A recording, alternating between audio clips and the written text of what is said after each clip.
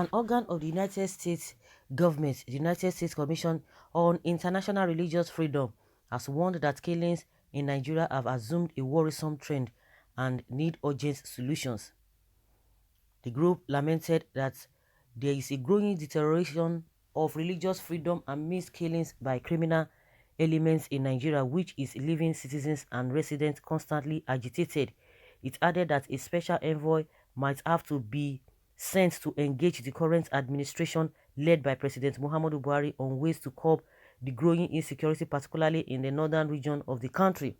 Speaking on Wednesday during a virtual hearing on the escalation of violence in Nigeria and the potential danger, USCIRF said the inaction and silence of the government can no longer be tolerated.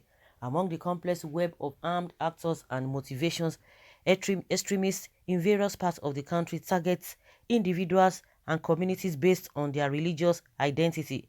Christian and Muslim communities fear for their lives, risking death, mutilation, and abduction, which when they worship in public and celebrate significant religious ceremonies. Amidst this shocking scale of violence, government inaction is pervasive. Impunity for extremists who target religious communities and houses of worship is systemic across much of the country. The federal government's approach has failed to curb the violence and protect its citizens' right to freedom of religion or belief. As a body, we encourage the U.S. government to support Nigeria in addressing impunity for extremist violence. Anurima Bagava, USCRF chair, stated.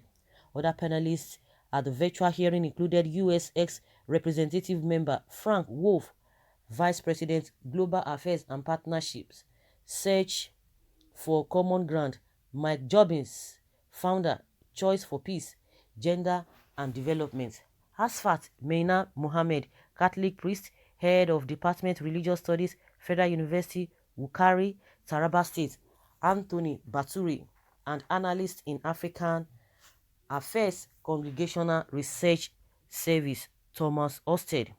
The panelists expressed worry that the international community seems to have turned a blind eye to the growing insecurity in Nigeria, noting that action would have been taken if it was a Western country going through Nigeria's current experience in terms of insecurity. Wolf said, Nigeria is failing and there is little attention by the West to the crisis. History is repeating itself as it happened in Rwanda. If what is happening in Nigeria is happening in the West, the world would have been enraged, but there is a silence and inaction which could prove fatal to the West, again, West Africa region and rest of the world. Meanwhile, Kogi State Governor Yaya Bello has called on Nigerians to embrace the spirit of unity as exhibited by politicians in the country.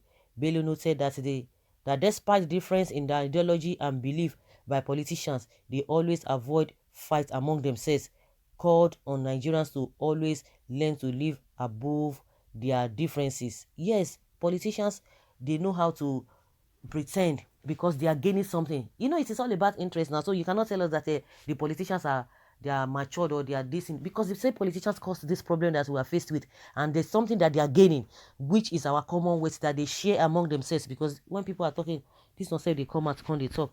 Well, we all are witnesses to what is happening in this country, but some people do not see it as that. They don't see it as that because it has not come near them. Even if when they are seeing other people experiencing such things, they look the other side, thinking, oh, it is none of my business. But by the time it will hit them, it will be too late then. It will be too late. It will be just too late. Well, at least the US is speaking up. May I ask the US government to henceforth freeze the selling of arms to the bloody Buhari government? And you are still giving Buhari military aid? Please, we are expecting your quick action. Come and save us. The killings are on the increase daily. Okay, someone say come and save you for what? When you people lost election and want the country to go down. God punish PDP family. Okay, senseless has choked this one that is talking. Help you how? When we are lying to ourselves, we are the one to save ourselves by doing the needful. Allow referendum or through restructuring, everything will go down. But they don't want to do that. The people who are calling for restructuring and referendum, they don't want to do that. They don't want to do that. And that is why they are bringing all manner of things to make sure that they keep the people down. To make sure that people are just intimidated. Jesus Christ warned us in 2015 that we should not vote these governments to rule us, that they will be killing Nigerians if they get to government, but we did not yield to God. The only place these Oyibo people think about in Nigeria is not. Southern Nigeria can burn to ashes. They careless. A stone heart never listen or take advice that will help the country. Politicians are the root cause of the problem facing the country because they always play politics with everything. Nigeria, will you quickly check Buhari brain before he would drive you all to hell? Please come and help us. Oh, another 3,000 Fulani with gun don't enter Nigeria again. Please come before Buhari and his Fulani kill us finish. I'm telling you people true story. US will not do anything. Oga, Governor Bello, the politicians can afford that. After all, what do they always fight about? Nothing except being cheated on the monies and other perks of politics they feel shortchanged. For the common people, we fight for being denied basic fundamental human rights and basic infrastructures. Mr. Bello saying National Assembly members are not fighting. The US should strengthen the locals, their security outfits, to be able to defend themselves against the killers. Tell your government to sell weapons to Nigeria. You refuse to sell weapons to us, now sabotaging our country, saying we are heading like a Rwanda. This is a fake opinion. Disregard it. Dr. Antonio Abayomi George Ferreira. I pray that Lai Mohammed and additional will have time to this, so that the duo will know that the whole world is aware of their misdeed and evil possibility in the country. A solution where a duo who are fathers will be covering evil happening in their regime. We have never had it so rough since 1960 up to now. I bet it was those unpatriotic Nigerians that went and lied and painted Nigeria in black, expecting the US to help. They are ignorant because America will not interfere except it served their purpose.